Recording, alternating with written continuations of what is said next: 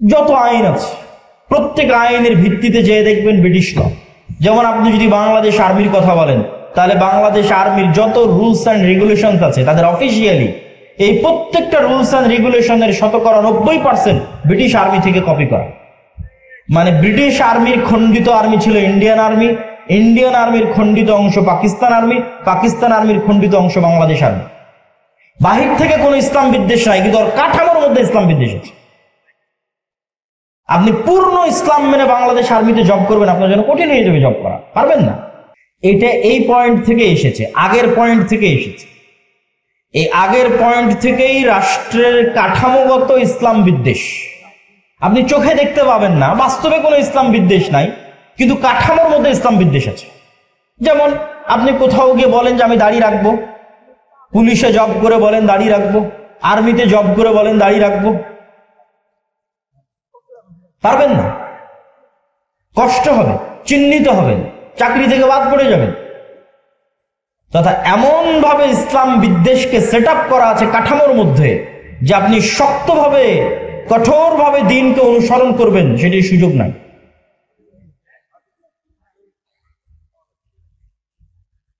এবং সেটি যে সেই মানসিকতা থেকে এসেছে তার প্রমাণ হচ্ছে আমাদের দেশে যত আইন কানুন আছে প্রত্যেকটা আইন কানুনের মূল ভিত্তি হচ্ছে ব্রিটিশ ল। কেন? কাঠামোর মধ্যে ইসলাম বিদ্বেষ ঢুকানো আছে। আর এটির জন্য আগের পয়েন্টই দায়ী। তথা ওই যে কলোনিয়াল গোলামি থেকে আমরা বাস্তবে শারীরিকভাবে তারা অনুপস্থিত, কিন্তু মানসিকভাবে আইন কানুনের নিয়মে প্রত্যেকটা জায়গায় তাদের গোলামির ছাপ স্পষ্ট। 3 নম্বর পয়েন্ট, বাংলাদেশের ঐতিহাসিক ইতিহাস ভিত্তিক যে রাজনৈতিক বয়ান, বিশেষ করে গত 16 বছর যে রাজনৈতিক বয়ান তৈরি করা হয়েছিল শুধুমাত্র 1971 মুক্তিযুদ্ধ কেন্দ্রিক, যে বাংলাদেশের জন্মই 1971-এ, তার পূর্বে আসলে কিছুই ছিল না। এই ইতিহাস আমি বহু বক্তব্যে তুলে ধরেছি যে আমরা বাংলার মুসলমানেরা শুধুমাত্র এই 50 বছরের জাতি নই। এই পূর্ব বাংলার মুসলমানেরা বা বাংলাদেশের মুসলমানেরা 1000 বছরের ঐতিহাসিক জাতি, এবং ওই ইতিহাসের লিগ্যাসির সাথে আপনাকে কানেক্টেড করতে হবে। এই জন্য দেখবেন যে আমার প্রত্যেকটা বক্তব্যে প্রধান উপদেষ্টার সামনের বক্তব্য আমি উচ্চারণ করেছি 1947, আমি বলেছি 1947, এবং প্রায় সব বক্তব্যে পাবেন। কেন? আপনারা আজকের যেই মানচিত্রের উপর আছেন এই মানচিত্র কিন্তু 71-এর নয়, এই মানচিত্র 47-এ পাওয়া মানচিত্র। তাহলে মানচিত্রের ইতিহাসকে যদি আপনি অস্বীকার করেন, মানচিত্রের অস্তিত্বকে অস্বীকার করে বসবেন, তাহলে মানচিত্রের ইতিহাসকে অস্বীকার করা, মানচিত্রের অস্তিত্বকে অস্বীকার করা, তাহলে অবশ্যই এই মানচিত্রের ইতিহাসকে আপনাকে স্বীকৃতি দিতে হবে। 47-এর ইতিহাস কিসের ইতিহাস? 190 বছর ব্রিটিশ বিরোধী জিহাদের ইতিহাস। 190 বছর। পলাশের আম্রকানন মুর্শিদাবাদে এই বাংলার যে পতন হলো ব্রিটিশদের কাছে 1757 থেকে 1947, এই দীর্ঘ সময়ের ইতিহাসকে আপনি বাদ দিতে পারেন না। হাজী শরীয়তুল্লাহ মীর নেসার আলী তিতুমির, আপনাদের বগুড়ার গাবতলীও তো, গাবতলীর সন্ধ্যাবাড়িও ছিল জিহাদের কেন্দ্র, ব্রিটিশ বিরোধী জিহাদের কেন্দ্র। তাহলে আপনি যদি গাবতলীর মানুষ যদি বলে আমার 1971-এ জন্ম, তাহলে এটা মিথ্যা কথা। তাহলে ওই গাবতলীর সন্ধ্যাবাড়ির আপনাদেরই বাপ দাদা আজ থেকে 200 বছর আগে ব্রিটিশদের বিরুদ্ধে জিহাদ করেছে, ওটাকে আপনি বহন করবেন না? ওটাকে আপনি রক্ষা করবেন না? নিজের মধ্যে ধারণ করবেন না? অবশ্যই ধারণ করতে হবে, নাহলে আপনি জাতি হিসেবে মানসিকভাবে ঐতিহাসিকভাবে রাজনৈতিক বয়ানে গোলাম হয়ে যাবে। এবার ওই 1757 23শে জুনের আগের যে ইতিহাস, মুঘলদের বাংলাদেশ, তার আগের স্বাধীন সুলতানি শাসন আমলের বাংলাদেশ, মুঘলদের আগের অংশ যে স্বাধীন সুলতানি শাসন আমল। স্বাধীন সুলতানি শাসন আমল কোনটা? যেই সময় রাজধানী ছিল মুর্শিদাবাদ, মালদা, রাজশাহী, চাঁপানবাবগঞ্জ, গৌড়, তৎকালীন ভাষায় বলা হয়েছে গৌড়। এই জন্য সব পুরাতন মসজিদ দেখবেন ওই বেল্টে প্রচুর পরিমাণে আছে। সোনা মসজিদ আছে, বাঘা মসজিদ আছে, কুসুম্বা মসজিদ আছে, আরো কত অসংখ্য পুরাতন মসজিদ আছে 500 বছর আগের। ওই অঞ্চলগুলো ঘুরতে গেলে দেখতে পাবে। আর বাংলাদেশ বর্ডার ক্রস করে মালদার গৌড় রোডে প্রবেশ করলে তো আরো শত শত মসজিদ আছে, ছোট আদিনা, বড় আদিনা, এগুলো সব ওই সময়কার রাজধানী। আর মুঘলদের রাজধানী হচ্ছে ঢাকা। তাহলে এই দীর্ঘ 1000 বছরের ইতিহাসকে যদি বাদ দেন, জাতি হিসেবে আপনি মৃত্যুবরণ করলেন। আর 1971 বা 1947 এর পরে বাংলাদেশের মানুষকে বারবার বিভক্ত করার চেষ্টা করা হয়েছে। বাংলাদেশের মানুষকে কি দিয়ে বিভক্ত করা হয়েছে? 3টা পরিভাষা দিয়ে বাংলাদেশের মানুষকে বিভক্ত করা হয়েছে রাজনৈতিকভাবে। এই রাজনৈতিক বিভক্তি থেকে বেরিয়ে আসতে হবে। অন্য আর যে কোনো বিষয়ে রাজনীতি চলতে পারে, কিন্তু এই বিষয়গুলো নিয়ে রাজনীতি করতে দেওয়া যাবে না। এটা যে রাজনৈতিক সচেতনতা। 47-এ দেশ স্বাধীন হওয়ার পর বাঙালি জাতীয়তাবাদের নামে বাংলাদেশের মানুষের মধ্যে বিভেদ তৈরি করা হয়েছে। বলে যে আরে তুমি পরে মুসলিম, আগে বাঙালি। বাঙালি জাতীয়তাবাদকে মহান করা, বাঙালি জাতীয়তাবাদকে মহান করতে গিয়ে পহেলা বৈশাখের কালচার থেকে শুরু করে যত বাঙালি কালচার আছে সেই কালচারগুলোকে মহান করে যে না আমি বাঙালি। আর এই বাঙালি জাতীয়তাবাদকে ইসলামের বিরুদ্ধে দাঁড় করা। কিন্তু তারা ভুলে যায় যে বাঙালি জাতীয়তাবাদের নামেই 1905 সালে হওয়া বঙ্গভঙ্গ 1911-তে ব্রিটিশ সরকারকে রদ করতে বাধ্য করে কলকাতার দাদাবাবুরা। আর 1911-তে বঙ্গভঙ্গ রদ হয়ে যাওয়ার কারণে 1947 পর্যন্ত এই পূর্ববঙ্গে না কোনো কলকারখানা, না কোনো ব্যবসায়িক প্রতিষ্ঠান, না কোনো স্কুল কলেজ, না কোনো বিশ্ববিদ্যালয় কিছুই প্রতিষ্ঠিত হয়। মানে আপনাদের টাকায়, আপনাদের বাপদাদাদের টাকায় যা কিছু গড়ে উঠেছে সব কলকাতাতে গড়ে উঠেছে। তাহলে পূর্ববঙ্গের মুসলমানেরা যে বৈষম্যের শিকার হলো, সেটা তো তোমার বাঙালি জাতীয়তাবাদের নামেই সেই বৈষম্যের শিকার হলো। আবার সেই বাঙালি জাতীয়তাবাদকে উজ্জীবিত করে বাংলাদেশের মুসলমানদের মধ্যে বিভেদ তৈরি করা, এটা হচ্ছে আমাদের পার্শ্ববর্তী দেশ থেকে পরিচালিত বাংলাদেশের মধ্যে পার্থক্য তৈরি করার রাজনৈতিক বয়ান। আর একটা পার্থক্য তৈরি করার রাজনৈতিক বয়ান কি? 1971-এর পরে যে অমুক মুক্তিযোদ্ধা, অমুক রাজাকার, এটা হচ্ছে দেশকে ভাগ করে দেওয়া, দেশের জনগণকে ভাগ করে দেওয়া। পৃথিবীর কোন উন্নত দেশে আপনি এইভাবে দেশের নাগরিকদের মধ্যে বিভেদ তৈরি করা দেখতে পাবেন না। স্বয়ং আমাদের নবী মুহাম্মদ সাল্লাল্লাহু আলাইহি ওয়াসাল্লাম মক্কা বিজয়ের পরেও এরকম বিভেদ তৈরি হতে দেননি। একটা ছোট্ট ঘটনা বলি। মক্কা বিজয়ের পর একটা যুদ্ধ হয়েছিল, হুনাইনের যুদ্ধ। হুনাইনের যুদ্ধের সব গনিমতের মাল আল্লাহর নবী মক্কার নবমুসলিমদের মধ্যে বন্টন করে দিয়েছেন। যারা মক্কার এতদিন কাফের ছিল, মুশরিক ছিল, আল্লাহর নবীর বিরুদ্ধে বদরে যুদ্ধ করেছে, উহুদে যুদ্ধ করেছে, খন্দকে যুদ্ধ করেছে, তাদের মধ্যে, তারা আজ মক্কা বিজয়ের সময় মুসলমান হয়ে গেছে, তাদের মধ্যে আল্লাহর নবী হুনাইনের সকল সম্পদ বন্টন করে দিল।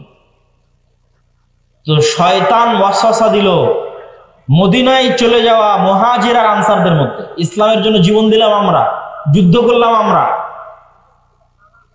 মানে আপনাদের পরিভাষায় যদি বলি যে আমরা হচ্ছে মুক্তিযোদ্ধা আর সব টাকা পয়সা নিয়ে চলে গেল রাজাকাররা, ওই সময়ের পরিভাষাটা যদি বুঝতে চান যে আমরা মুহাজির এবং আমরা আনসার, আমরা ইসলামের জন্য সকল কিছু করলাম, অথচ আজ হুনাইনের যুদ্ধের সকল গনিমতের মাল আল্লাহর নবী মক্কার এই কাল পরশু যারা মুসলমান হলো মক্কা বিজয়ের সময় তাদের মধ্যে দিয়ে দিলেন।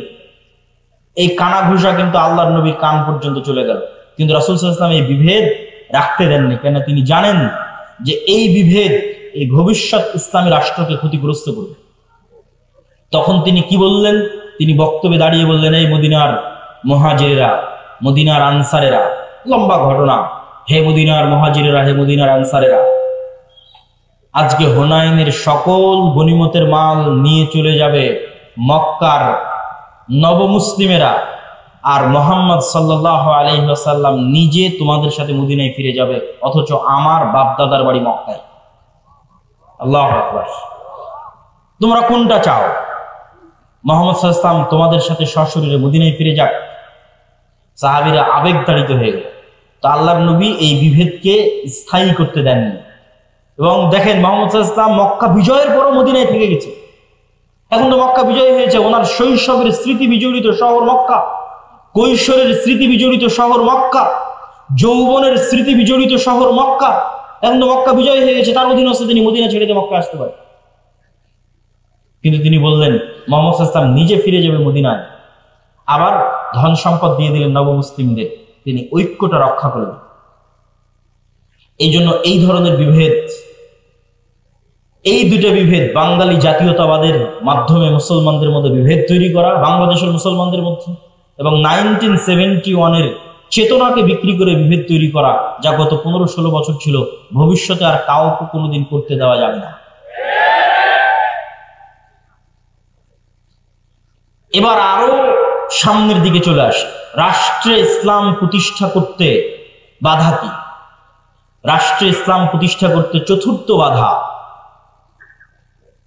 বিজাতীয় মতবাদ, গণতন্ত্র, সমাজতন্ত্র, ধর্মনিরপেক্ষ মতবাদ, যেটিকে সেকুলারিজম, কিছুক্ষণ আগে যে মতবাদের বিষয়ে বললাম, লিবারালিজম, জাতীয়তাবাদ, ন্যাশনালিজম, এই প্রত্যেকটা মতবাদ রাষ্ট্রে ইসলাম প্রতিষ্ঠায় বাধা। আমি যদি আরো সারমর্ম করে বলি যে পৃথিবীতে ইসলামী খেলাফা প্রতিষ্ঠা হবে, এই ইসলামী খেলাফার সবচেয়ে বড় শত্রু গণতন্ত্র নিজেই। এই জন্য আমার একটা বক্তব্য দেওয়া আছে যে গণতন্ত্রের কবর রচনার উপরই ইসলামী খেলাফতের উত্থান হয়। কিন্তু এই বক্তব্য আবার আমাদের কিছু ভাইদের সহ্য হবে না, কিন্তু তাদেরকে আমি উদাত্ত আহ্বান জানাবো, আপনারা আরো পড়েন, আরো পড়েন, আরো পড়েন। আরো পড়লে দেখবেন গণতন্ত্রের নামে মুসলমানদের সামনে মূলা ঝুলিয়ে রাখা আছে।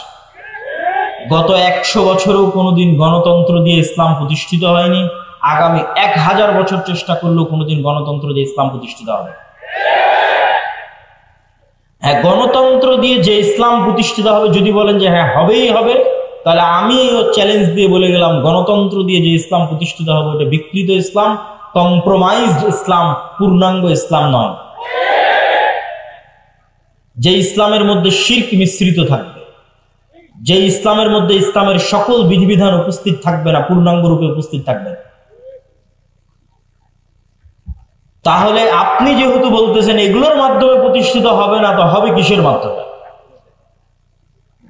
যেটির মাধ্যমে প্রতিষ্ঠিত হবে, আজকে আপনাদের সামনে 2টি বা 3টি উপায় বলবো, যা প্রায় এই পরের পয়েন্টগুলো প্রায় সব বক্তব্যে আমার বলা আছে এবং আপনাদেরও শোনা উচিত। 1, ইসলামী খেলাফা বা ইসলামী রাষ্ট্র বলতে কি বুঝায় এটা পরিষ্কার থাকতে হবে। ইসলামী খেলাফা বা ইসলামী রাষ্ট্র মানে আজকে এখানে আপনাদের সবাইকে জোরপূর্বক আমি সালাত আদায় করিয়ে দিলাম, জোরপূর্বক আপনাদের মহিলাদের, মা বোনদের পর্দা করিয়ে দিলাম, বিষয়টি এমন নয়। ইসলামিক খেলাফা এই জিনিসগুলো থাকবে, কিন্তু ইসলামিক খেলাফা মানে 1 নম্বরে আপনাদের মধ্যে ন্যায় বিচার প্রতিষ্ঠিত হবে। ঈসা আলাইহিস সালাতু ওয়াস সালামের কথা আল্লাহর নবী বলেছেন, তিনি পৃথিবীতে হাকামান মুকসিতা, ন্যায় বিচারক, শাসক হবেন। আর আল্লাহ হচ্ছেন সবচেয়ে বড় ন্যায় বিচারক। এই জন্য সাবআতু ইউদিল্লুহুমুল্লাহ ইয়াউমা লা দিল্লা ইল্লা দিল্লুহ, 7 শ্রেণীর মানুষকে বিশেষ ছায়ায় আশ্রয় দেওয়া হবে। তার 1 নম্বরে ইমামুন আদিল, ন্যায় পরায়ণ, ন্যায় বিচারক। তাকে 1 নম্বরে আসন দেওয়া হয়েছে, ন্যায় পরায়ণ, ন্যায় বিচারক। আমাদের মুসলমানদের কাছে এতক্ষণ পর্যন্ত এই আলোচনা আপনাদের কাছে হয়তো মনে হবে আমি কি বলতে চাচ্ছি। আমি যদি বলতে চাচ্ছি যে রাষ্ট্রে ইসলাম মানে ন্যায় বিচার প্রতিষ্ঠা করা, তো আপনি আমি যদি রাষ্ট্রে ইসলাম প্রতিষ্ঠা করতে চাই, আমাদেরকে সবার আগে ন্যায় পরায়ণ হতে হবে। আমি আপনি ন্যায় পরায়ণ হব না, সত্যবাদী হব না, আর বলবো রাষ্ট্রে ইসলাম প্রতিষ্ঠা করব, এটা কোনোদিন সম্ভব নয়। তো আপনি কি বলতে চাচ্ছেন আমরা মুসলমানেরা ন্যায়পরায়ণ নই, সত্যবাদী নই? জি, আমি এটাই বলতে চাচ্ছি আমরা মুসলমানেরা নামাজি, আমরা মুসলমানেরা হাজি, আমরা মুসলমানেরা দানবীর। বাহ্যিক ইসলামের যত বিধিবিধান আছে প্রত্যেকটা বিধিবিধান মানতে আমরা 1 নম্বরে আছি। যেমন আজকের জালসা সম্মেলনে এসেছেন কোরআন এবং দ্বীনের কথা শুনতে, এটা অনেক বড় একটা গুণ। অবশ্যই আপনি নেকি পাওয়ার নিয়েতে এসেছেন, কিন্তু দেখবেন এই জালসার প্যান্ডেল থেকে মোবাইল চুরি হয়ে গেছে। দেখবেন মসজিদ থেকে স্যান্ডেল চুরি হয়ে গেছে। তাহলে জাতিগতভাবে আমার এবং আপনার মধ্যে কোনটার অভাব? জাতিগতভাবে আমার এবং আপনার মধ্যে নামাজের অভাব নাই, দানের অভাব নাই, হাজি উমরাকারী ব্যক্তির অভাব নাই, কিন্তু সত্যবাদী হবে, ন্যায় পরায়ণ হবে, এরকম মেরুদণ্ডওয়ালা একটা প্রজন্ম আমাদের মধ্যে নাই। আপনি আমাকে যদি এখন রাষ্ট্রপ্রধান করে দেন, আমিও বাংলাদেশ চালাতে পারবো না, কারণ বাংলাদেশের প্রত্যেকটা সেক্টরে দুর্নীতি আছে। ওই সমস্ত দুর্নীতিবাজ সচিবেরা, মন্ত্রীরা, ওসিরা, ডিসিরা এক সেকেন্ড আপনাকে রাষ্ট্র চালাতে দিবেন, আপনাকে উৎখাত করে ফেলে দেবেন। তাহলে আপনি এরকম দুর্নীতিগ্রস্ত একটা কাঠামোর মধ্যে বলবেন আমি ইসলাম প্রতিষ্ঠা করব? আপনাকে একদল সৎ ন্যায়পরায়ণ প্রজন্ম আগে নিয়ে আসতে হবে। যে সৎ ন্যায়পরায়ণ প্রজন্ম টাকার কাছে বিক্রি হবে, চাপের কাছে বিক্রি হবে, তার দায়িত্বের আমানত রক্ষা করবে মৃত্যু হয়ে গেল। এটা হচ্ছে সৎ এবং ন্যায়পরায়ণ। আমি এতক্ষণ হয়তো রাষ্ট্রীয় পর্যায়ে বললাম, এই জন্য আপনারা খুব ঠিক ঠিক বললেন। আমাদের ব্যক্তিগত জীবনে যদি আসি, তাহলে কি হবে দেখেন। আপনারা যারা আজ পুরো গাবতলীতে জরিপ করেন, পুরো বগুড়া জেলায় জরিপ করেন, পুরো গাইবান্ধাতে জরিপ করেন, যে কতজন পিতার মৃত্যুর পর তার সন্তান পিতার সম্পত্তিতে বোনকে ন্যায়ের সাথে ভাগ দিয়েছে, জরিপ করেন। আপনারা যারা সামনে উপস্থিত আছেন তারা প্রশ্ন করেন, আপনার আশেপাশে তাকান, পাড়া প্রতিবেশীর দিকে তাকান, কল্পনা করেন কতজন তার পিতার মৃত্যুর পর পিতার সম্পত্তিতে বোনকে ন্যায়ের সাথে ভাগ দিয়েছে। একদল তো আছে ভাগই দেয়নি, কেউ যদি দিয়ে থাকে তাহলে বগুড়ার জলেশ্বরী তলার জমিটা নিজে নিয়েছে, আর বগুড়ার যেটা সারিয়াকান্দির নদীতে ভেঙে আছে ওটা বোনকে দিচ্ছে।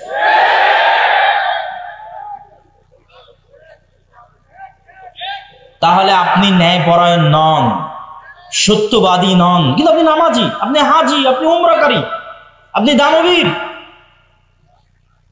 তাহলে আপনাকে দিয়ে কখনোই আল্লাহ সুবহানাহু ওয়া তাআলা রাষ্ট্রে ইসলাম প্রতিষ্ঠা করবেন না। কেননা আপনি রাষ্ট্রে ইসলাম প্রতিষ্ঠার যোগ্য নন। রাষ্ট্রে ইসলাম প্রতিষ্ঠা করার এক নাম্বার শর্তই হচ্ছে আপনাকে ন্যায়পরায়ণ হতে হবে। ন্যায়পরায়ণ না হলে আপনি রাষ্ট্রে ইসলাম প্রতিষ্ঠার যোগ্য নন। কেন? আপনি রাষ্ট্র নেতা হওয়ার যোগ্য নন, দলের নেতা, দেশের নেতা, সমাজের নেতা, কোনো কিছুর নেতা হওয়ার যোগ্য না। আপনি কিসের যোগ্য? গোলাম হওয়ার যোগ্য। গোলামেরা মিথ্যা বলে, গোলামেরা অন্যায়পরায়ণ হয়। আপনি আরো জরিপ করেন, আপনাদের এই বগুড়া, গাবতলী, গাইবান্ধা অঞ্চলের কতজন মেয়ের বিবাহ যৌতুকের ভিত্তিতে হচ্ছে, আর কতজন মেয়ের বিবাহ যৌতুক ছাড়া হচ্ছে, জরিপ করেন। তাহলে যতগুলো মেয়ের বিবাহ যৌতুকের ভিত্তিতে হচ্ছে, আপনি কি বলেন এটা ন্যায় হচ্ছে না অন্যায় হচ্ছে? অন্যায় হচ্ছে। কিন্তু ওই যৌতুকের বিবাহে যতজন উপস্থিত হচ্ছে, হাজি, নামাজি, ওমরাকারী, দানবীর, হুজুর, কাজী, সবই তো আল্লাহওয়ালা। তাহলে এই সমস্ত আল্লাহওয়ালা হাজি, নামাজি, কাজী যে যৌতুকের ভিত্তিতে বিবাহ দিচ্ছে, উপস্থিত হচ্ছে, দাওয়াতে যাচ্ছে, তাদেরকে দিয়ে আল্লাহ সুবহানাহু ওয়া তাআলা কখনোই রাষ্ট্রে ইসলাম প্রতিষ্ঠা করাবেন না। কেননা সে অন্যায়পরায়ণ। সে যদি আজ যৌতুকের সাথে আপোষ করে, কাল রাষ্ট্র ক্ষমতায় গেলে ও সবচেয়ে বড় দুর্নীতিবাজ হবে। মানে আমাদের মধ্যে যতজন উপস্থিত আছে, যারা বোনকে পিতার সম্পত্তিতে ভাগ দেয়নি, যারা মেয়েকে বিবাহ করেছে যৌতুক এবং ডিমান্ডের ভিত্তিতে, এবং এই ধরনের মানুষের সাথে সম্পৃক্ত অন্যায়ের সাথে জড়িত আছে, এরা যদি রাষ্ট্র ক্ষমতায় যায় তো গত 16 বছর যা টাকা পাচার হয়েছে এরা তার চেয়ে বেশি করে। গত 16 বছর যা দুর্নীতি হয়েছে প্রত্যেকটা মুসলমান তার চেয়ে বেশি দুর্নীতি করে। শুধু সে যায়নি তাই গালি দিচ্ছে যে ও দুর্নীতিবাজ ছিল, এত টাকা পাচার করে নিল, ও গেলে ওও করতে। সম্মানিত উপস্থিতি, তাহলে আমরা মুসলমানেরা কি অবস্থায় দাঁড়িয়ে আছি? আমরা মুসলমানেরা রাসূলুল্লাহ সাল্লাল্লাহু আলাইহি ওয়াসাল্লামের ওই হাদিসের উপর দাঁড়িয়ে আছি, যে হাদিসে রাসূল সাল্লাল্লাহু আলাইহি ওয়াসাল্লাম বলেছেন, সালাসাতুন মান কুন্না ফিহি ওয়া আরবাউন মান কুন্না ফিহি, তিনটা বৈশিষ্ট্য বা চারটা বৈশিষ্ট্য যার মধ্যে থাকবে সে মুনাফিকান খালিসা, সে স্পষ্ট মুনাফিক। ইদা হাদ্দাসা কাযাবা, যখন কথা বলে মিথ্যা বলে, ওয়া ইদা ওয়া'দা আখলাফা, যখন ওয়াদা করে ভঙ্গ করে, ওয়া ইদা তুমিনা খানা, যখন আমানত রাখা হয় তখন সে আমানতের খেয়ানত করে।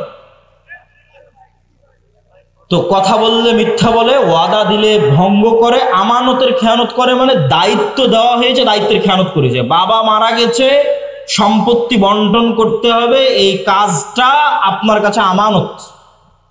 আপনি প্রতিষ্ঠানের প্রিন্সিপাল, প্রতিষ্ঠান আপনার কাছে আমানত। আপনি থানার ওসি, থানা আপনার কাছে আমানত। প্রত্যেক দায়িত্বশীলের কাছে তার দায়িত্ব আমানত। তাহলে ওই দায়িত্ব সে পূর্ণাঙ্গ রূপে বাস্তবায়ন না করে কম্প্রোমাইজ করেছে, মানে তারা সব কি হয়ে গেছে বলেন তো? বলেন না কেন, কি হয়ে গেছে? মুনাফিক হয়ে গেছে।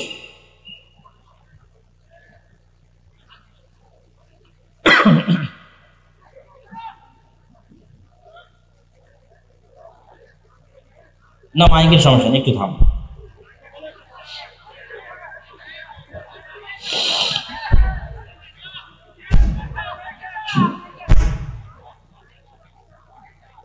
তো ইযা হাদ্দাসা কাযাবা, যখন কথা বলে মিথ্যা বলে, ওয়াদা করে ভঙ্গ করে, আমানত রাখা হলে আমানতের খেয়ানত করে, তাদেরকে আল্লাহর নবী কি বললেন?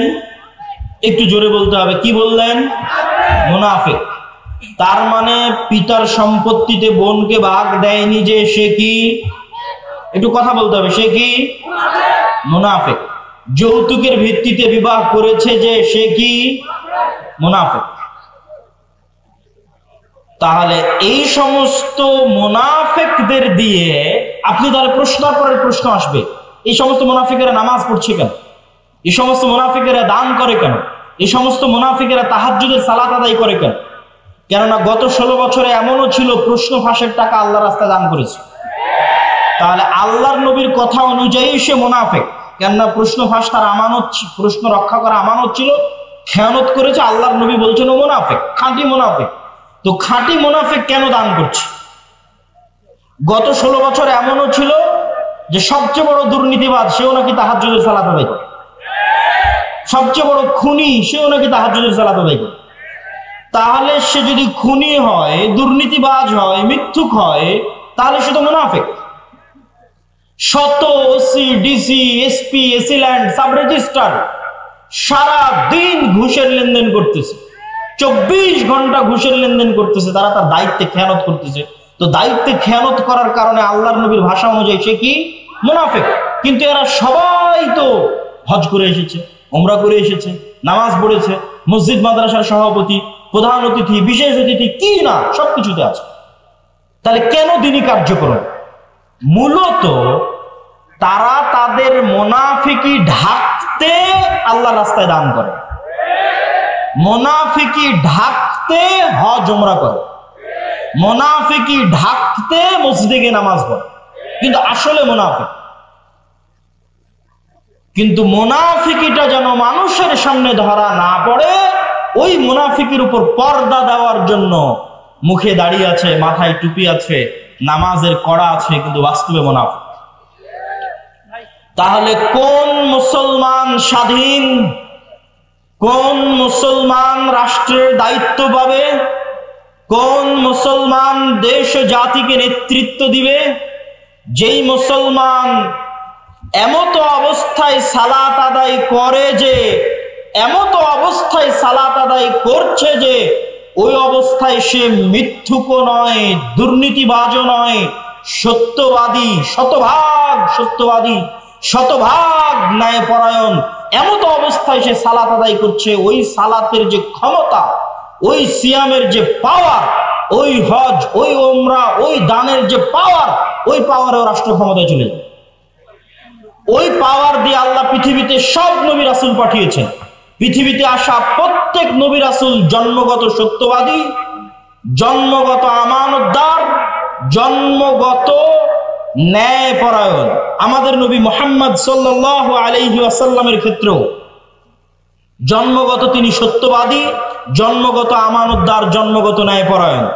আবু বকর, ওমর, ওসমান, আলী, এমনকি যে আবু সুফিয়ান রাদিয়াল্লাহু তাআলা আনহুর নাম আমরা শুনি, দীর্ঘদিন যাবৎ মক্কার কাফের কুরাইশ মুশরিকদের নেতৃত্ব দিয়েছেন, তিনিও বাদশাহ হিরাক্লিয়াসের দরবারে দাঁড়িয়ে মিথ্যা বলেন। তখন কাফের ছিলেন, মিথ্যা বলেন কেন? মিথ্যা তাদের অস্তিত্বের মধ্যে ছিল না। আর আমাদের অস্তিত্বের মধ্যে মুসলমানদের অস্তিত্ব চেক করবেন, ইউরোপ আমেরিকায় যত মুসলমান গেছে তাদের অনেকেই, অধিকাংশই, সবাই নয়, যে দেখেন কোথাও না কোথাও মিথ্যা বলছে। মিথ্যা বলে সরকারের কাছে অতিরিক্ত ফায়দা নিচ্ছে। মুসলমান কাফেরের কাছে অতিরিক্ত উপকার নিচ্ছে, মুসলমান ইহুদি খ্রিস্টানের কাছে অতিরিক্ত অর্থনৈতিক লাভ নিচ্ছে মিথ্যা বলে। দ্বিতীয় যে কাজটি আমাদের করতে হবে সেটা হচ্ছে সোশ্যাল জাস্টিস। সোশ্যাল জাস্টিস মানে এতক্ষণ যা বললাম তার আলোকেই সোশ্যাল জাস্টিস নির্ধারিত হবে, সামাজিক ন্যায় বিচার। গত 16 বছর যে পাওয়ার প্র্যাকটিস হয়েছে সারা বাংলাদেশে, এই পাওয়ার প্র্যাকটিস এখন নাই, শূন্যের কোঠায়। ওই ফাঁকা জায়গায় মসজিদ মাদ্রাসাগুলোর ক্ষমতা ছিল যে তারা ন্যায় বিচার প্রতিষ্ঠা করবে। কিন্তু দুঃখজনক হলেও সত্য, দেশে প্রতিষ্ঠিত ইসলামী দল বলেন, ইসলামী সংগঠন বলেন, মসজিদ বলেন, মাদ্রাসা বলেন, তারা আল আমরু বিল মারুফ ওয়ান নাহি আনিল মুনকার এবং সামাজিক ন্যায় বিচার প্রতিষ্ঠায় দুর্বল। এবং তাদের চোখের সামনে আরেক দল ওই একই জায়গায় একই অন্যায় লিপ্ত হচ্ছে। এক জায়গায় গত 16 বছর যারা চাঁদাবাজি করেছে, আজকে ওই জায়গায় আরেকজন চাঁদাবাজি করতেছে, কিন্তু কেউ প্রতিবাদ করতেছে না। সোশ্যাল জাস্টিস মানে সমাজে মানুষের প্রতি অন্যায় হতে দেওয়া যাবে না। আপনি যদি রাষ্ট্রে ইসলাম প্রতিষ্ঠা করতে চান, রুট লেভেলে ন্যায় বিচার প্রতিষ্ঠা করতে হবে। কাকে প্রতিষ্ঠা করতে হবে? যে ইসলামের ধারক ও বাহক, মানে যে বলছে যে আমি চাই রাষ্ট্রে ইসলাম প্রতিষ্ঠা হোক, ওকে ন্যূনতম ওর গ্রামে ওর পাড়ায় মানুষের উপর যেন জুলম না হয়। যেমন বাপ যদি মারা যায় তো বোনকে যেন তার ন্যায় হিস্সা বুঝিয়ে দেওয়া হয়, এটি জোরপূর্বক বাস্তবায়ন করবে। কোন মেয়ের বিবাহ যেন যৌতুকের ভিত্তিতে না হয়, এটি জোরপূর্বক বাধা দিবে। আল আমরু বিল মারুফ ওয়ান নাহি আনিল মুনকার করবে। এটি হচ্ছে সোশ্যাল জাস্টিস। কোন এক গ্রাম, কোন এক এলাকা, কোন এক পাড়া, কোন এক মাদ্রাসা, কোন এক শিক্ষা প্রতিষ্ঠান, কোন এক ইসলামী দল, ইসলামী সংগঠনে যদি ন্যায় প্রতিষ্ঠা হয়ে যায়, ওর হাত দিয়ে রাষ্ট্রে ইসলাম প্রতিষ্ঠা হয়। তার মানে কি ইসলামী দল, ইসলামী সংগঠন, মুসলিম ভাষায় ন্যায় নাই? নাই। এই যে মাদ্রাসায় মাদ্রাসায় মতবিরোধ, দলে দলে মতবিরোধ, এক থেকে ও বের হয়ে, চর থেকে ও বের হয়ে, যেগুলো একটা মাসলা মাসাইলের কারণে না, এগুলো একটা আবেগের কারণে। প্রত্যেকটা জায়গায় ন্যায়ের অভাব আছে। হয় যিনি ইসলামী দলের আমির উনি ন্যায়পরায়ণ নন, জালিম, অথবা যিনি ইসলামী দলের মামুর কর্মী সে ন্যায়পরায়ণ নয়, জালিম। যে কর্মী রাত দিন পরিশ্রম করছে তাকে পদ না দিয়ে যে পা চাটছে ওকে পদ দিয়ে দিচ্ছে, এটাই হচ্ছে ন্যায়ের খেলাফ। ন্যায় নাই, ওর দ্বারা রাষ্ট্রে ইসলাম প্রতিষ্ঠা হবে। ও তোর দলের মধ্যে ইসলাম প্রতিষ্ঠা করতে পারে, দলের মধ্যে ইসলাম, ওর মাদ্রাসা ইসলাম প্রতিষ্ঠা করবে। মাদ্রাসা ইসলাম মানে 5 ওয়াক্ত সালাত হচ্ছে এটা না, 5 ওয়াক্ত সালাত তো হবেই। কিন্তু আপনি যদি মনে করেন আমি রাষ্ট্রে ইসলাম প্রতিষ্ঠা করব, তাহলে আপনি যে জায়গায় আছেন ওখানে শতভাগ ন্যায় প্রতিষ্ঠা করবেন। আপনি ন্যায় প্রতিষ্ঠা করতে ব্যর্থ হয়েছেন তো অবশ্যই আপনি রাষ্ট্রে ইসলাম প্রতিষ্ঠা করতে ব্যর্থ হবেন। সম্মানিত উপস্থিতি, সর্বোপরি লাস্ট পয়েন্ট হচ্ছে আমাদের মুসলমানদের সবচেয়ে বড় সমস্যা হচ্ছে আমরা শর্ট টার্ম চিন্তা করি। আমাকে এখনই ভোট করে, এখনই নির্বাচনে জিতে রাষ্ট্রে ইসলাম প্রতিষ্ঠা করতে হবে। যে এরকম শর্ট টার্ম চিন্তা করতেছে আমাকে এখনই নির্বাচন করে, এখনই ভোটে জিতে, এখনই রাষ্ট্রে ইসলাম প্রতিষ্ঠা করতে হবে, ও তার কয়দিন পরে আর থাকবে না। মানে তার কয়দিন পর আবারও কেউ আসবে যে রাষ্ট্র ক্ষমতায় চলে যাবে। সে যেমন আজ এখনই চলে যাওয়ার চেষ্টা করতেছে, স্থায়ী থাকতে পারবে। তাহলে করতে হবে কি? আপনাকে 50 বছর, 100 বছরের প্ল্যান করতে হবে যে আমি 50 বছর পর, 100 বছর পর, আজ এখন নয়, 50-100 বছর পর পূর্ণাঙ্গ ইসলাম, পূর্ণাঙ্গ ক্ষমতার সাথে বাংলাদেশের রাষ্ট্র ক্ষমতায় যাবে। তার জন্য কি করা লাগবে সে পরিকল্পনা রেডি করে। এইটা ইহুদিরা করে, তারা করেছে। আজকে তারা যে জায়গায় আছে এটা 200 বছর আগের পরিকল্পনা। আর যখনই আপনি পরিকল্পনা করবেন তখনই দেখবেন যে আপনাকে শক্তিশালী প্রতিষ্ঠান তৈরি করতে হচ্ছে। আমাদের শক্তিশালী প্রতিষ্ঠান নাই। এই লক্ষ লক্ষ কোটি কোটি পঙ্গপালের মতো ভোটার থেকে কোনো উপকার নেই। 5ই আগস্টের এই ছাত্র জনতার আন্দোলনে বেশিরভাগ মুসলমান ধর্মপ্রাণ মানুষ জীবন দিয়েছে। আর রাষ্ট্র ক্ষমতায় কারা গেছে? বেশিরভাগ এনজিও রাষ্ট্র ক্ষমতায় গেছে। কেন? ওই এনজিও গুলো বাংলাদেশের শক্তিশালী প্রতিষ্ঠান আছে, শক্তিশালী মিডিয়া আছে। বাংলাদেশে আমাদের মুসলমানদের পঙ্গপালের মতো এরকম আমার এরকম হাজার হাজার দর্শক শ্রোতা ভক্ত আছে, কিন্তু আমার শক্তিশালী মিডিয়া নাই বাংলাদেশে। আমার বাংলাদেশের শক্তিশালী কোনো অর্থনৈতিক প্রতিষ্ঠান নাই, এরকম কোন ইসলামী দলের নাই, কোন ইসলামী সংগঠনের নেই। সম্মানিত উপস্থিতি, তাহলে আমাদেরকে শক্তিশালী প্রতিষ্ঠান প্রতিষ্ঠা করতে হবে এবং দীর্ঘমেয়াদী পরিকল্পনা করতে হবে। ওই শক্তিশালী প্রতিষ্ঠান না থাকার কারণেই দেখবেন একজন অপরাধী যখন কোনো কিছু করছে তার সামনে কত বড় গুণ লাগিয়ে হেডিং করা হচ্ছে, আর একজন আলেম সে যখন কিছু করছে বলছে তথাকথিত মৌলবী। অথবা বড় অপরাধীকে যখন আদালতে পেশ করা হচ্ছে হাতে হ্যান্ডকাফ নাই, কিন্তু আলেমকে যখন আদালতে পেশ করা হচ্ছে মোটা রশি দিয়ে হাত বেঁধে আদালতে পেশ করা হচ্ছে। এটাই হচ্ছে রাষ্ট্রীয় কাঠামোগত বিদ্বেষ, যা আপনার অজান্তে হয়ে আছে। আপনি এটার সাথে ফাইট দিয়ে পারবেন না, ঠিক বলেও পারবেন না। ওটার সাথে ফাইট দিতে হবে শক্তিশালী প্রতিষ্ঠান তৈরি করার মাধ্যমে। এই শক্তিশালী প্রতিষ্ঠান তৈরি করার জন্য মুসলমানদের সন্তানদের চিন্তা করতে হবে, পরিকল্পনা করতে হবে। সর্বোপরি আমাদের সবচেয়ে বড় সমস্যা আমাদের তরুণ প্রজন্ম। আমাদের তরুণ প্রজন্ম নেশায় ব্যস্ত, মাদকতায় ব্যস্ত, জুয়ায় ব্যস্ত। আর আপনি অন্যদের তরুণ প্রজন্মকে দেখেন তারা কি করছে? তারা প্রোডাক্টিভ, তারা জ্ঞান অর্জন করছে, জ্ঞান বিতরণ করছে, জ্ঞান শিখছে। যেই দিন ফুটবল বিশ্বকাপ হচ্ছে সেই দিন আপনি ক্যামব্রিজ এবং অক্সফোর্ডের বিশ্ববিদ্যালয়ে কিছু বুঝতে পারবেন না, আর ঢাকা বিশ্ববিদ্যালয়ে দেখবেন হাজার হাজার ছাত্র একত্রিত ফুটবল খেলা দেখছে। এটাই হচ্ছে আমাদের এবং তাদের মধ্যে পার্থক্য। কেন তারা পৃথিবী শাসন করছে আর আমরা কেন পৃথিবীর গোলাম হয়ে আছি? আমাদের এই প্রোডাক্টিভিটি না থাকা আমাদের সবচেয়ে বড় ব্যর্থতা। সম্মানিত উপস্থিতি, আমি আমার বক্তব্যের শেষের দিকে আপনাদের উদ্দেশ্যে, তাহলে বাংলাদেশে রাষ্ট্রীয়ভাবে ইসলাম প্রতিষ্ঠা করতে সবচেয়ে বড় বাধাগুলোর 1 নম্বর বাধা কলোনিয়াল মাইন্ড সেটআপ, ঔপনিবেশিক গোলামীর মানসিকতা। 2 নম্বর বাধা ভুল রাজনৈতিক বয়ান। 3 নম্বর বাধা রাষ্ট্রীয় কাঠামোগত বিদ্বেষ। 4 নম্বর বাধা ব্যক্তিগত জীবনে মুসলমানেরা ন্যায়পরায়ণ নয়, মুসলমানেরা মিথ্যুক, দুর্নীতিবাজ। তাদের দিয়ে আল্লাহ কখনোই রাষ্ট্রে ইসলাম প্রতিষ্ঠা করাবেন না। আগে একদল প্রজন্ম লাগবে যে সত্যবাদী হবে, ন্যায়পরায়ণ হবে। 5 নাম্বার, আমাদের শক্তিশালী প্রতিষ্ঠান নাই। হাজার হাজার লক্ষ লক্ষ মানুষ আছে, কিন্তু লক্ষ লক্ষ মানুষের শক্তিশালী প্রতিষ্ঠান নাই। শক্তিশালী প্রতিষ্ঠান লাগবে। 6 নাম্বার, সমাজে সোশ্যাল জাস্টিস, ন্যায় বিচার, নিজ নিজ জায়গা থেকে ন্যায় বিচার প্রতিষ্ঠা করতে হবে, নিজ পরিবারে, নিজ সমাজে, নিজ গ্রামে। তাহলে আল্লাহ একদিন দয়াবান হয়ে আমাকে এবং আপনাকে সেই জায়গায় পৌঁছে দিবেন যেই জায়গায় যাওয়ার আমরা যোগ্য। আমাদের বাপদাদারা যেই জায়গায় ছিল, আমাদের পিতৃপুরুষরা যেই জায়গায় ছিল। ইসলামী খেলাফা কাল্পনিক কোনো থিওরি নয়। পৃথিবীতে সবচেয়ে বেশি শান্তি স্থাপনকারী, সবচেয়ে সাকসেসফুল, সবচেয়ে শক্তিশালী অর্থনৈতিক, রাজনৈতিক, রাষ্ট্রীয় কল্যাণমূলক সিস্টেম হচ্ছে ইসলামী খেলাফা। অতএব এটা বাস্তব পরীক্ষিত, সুতরাং সেটিকে নিয়ে আসতে চাইলে। আর 7 নাম্বার, যে সমস্ত তন্ত্রে মন্ত্রের মাধ্যমে আমরা চাচ্ছি যে আমরা যাব, এই তন্ত্র মন্ত্রগুলো, এই মতবাদগুলো জন্মই দেওয়া হয়েছে যেন ইসলাম কখনো রাষ্ট্র ক্ষমতায় যেতে না পারে। অতএব আপনাকে আগে এই সমস্ত তন্ত্র মন্ত্রকে অস্বীকার করতে হবে, এই সমস্ত তন্ত্র মন্ত্রের কাফের হয়ে যেতে হবে। এগুলো সব ইসলাম বিরোধী। তারপরে এইভাবে যেভাবে নবীরা শুরু করেছে সেভাবে শুরু করতে হবে। নবীরা কিভাবে শুরু করেছে?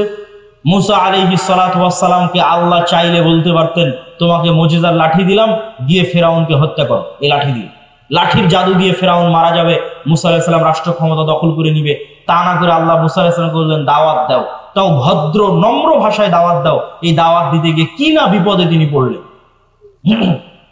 কতদিন যাবত এই দাওয়াত দিতে গিয়ে জুলুম সহ্য করলেন, অত্যাচার সহ্য করলেন। যে আল্লাহ ইব্রাহিম আলাইহিস সালাতু ওয়াস সালামকে আগুনে পোড়ানো থেকে বাঁচাতে পারেন, সে আল্লাহ চাইলে নমরুদকে তখনই আগুনে পুড়িয়ে দিতে পারেন না? দেননি। সেই নমরুদ কর্তৃক ইব্রাহিম আলাইহিস সালাম মাজলুম হলেন, জুলুম সহ্য করলেন, দাওয়াত দিলেন। কিন্তু দাওয়াত দিয়েছেন তারা নিঃস্বার্থভাবে রাষ্ট্রের কেন্দ্রবিন্দুতে। আর আমরা আলেম ওলামারা আজীবন দাওয়াত দিয়েছি স্বার্থে। গত 16 বছর অধিকাংশ আলেম ওলামা, অধিকাংশ হুজুর মাওলানা সবাই, কেউ যদি এমপির সাথে দেখা করে থাকে, মন্ত্রীর সাথে দেখা করে থাকে, তাহলে সবাই নিজ নিজ স্বার্থের জন্য দেখা করেছে। কেউই নিঃস্বার্থভাবে ইসলামের দাওয়াত দেওয়ার জন্য দেখা করে। কিন্তু নবীরা নিঃস্বার্থভাবে দ্বীনের জন্য কাজ করতেন। আল্লাহ সুবহানাহু ওয়া তাআলা আমাদেরকে উপস্থিত মজলিসে উপস্থিত সকলকে সত্যবাদী, ন্যায়পরায়ণ, নিজ নিজ সন্তানকে সত্যবাদী, মাথা উঁচু করে দাঁড়ানোর জন্য শিখায়। কেন আল্লাহর নবী লোন নিতে নিষেধ করেছেন? সুদ ভিত্তিক না, স্বাভাবিক কর্জ নিতে কেন নিষেধ করেছেন? আজ স্বাভাবিক কর্জ নিলে কাল মিথ্যা বলবেন, কাল যখন টাকা চাইতে আসে মিথ্যা বলবেন, আপনার ছেলেকে মিথ্যা শিখাবেন, বউকে মিথ্যা শিখাবেন। মিথ্যার উপর তৈরি হওয়া একটা সন্তান নেতা হবে না, গোলাম হবে। নেতা তৈরি করতে চাইলে মিথ্যা স্টপ, কোনো মিথ্যা চলবে না। সত্য বলো, সত্যের নাম সাহসিকতা। ন্যায় পরায়ণ থাকো, যার যা হক তাকে তার হক বুঝিয়ে দাও। এটি ইসলাম, এটি প্রকৃত ইসলাম। সম্মানিত উপস্থিতি,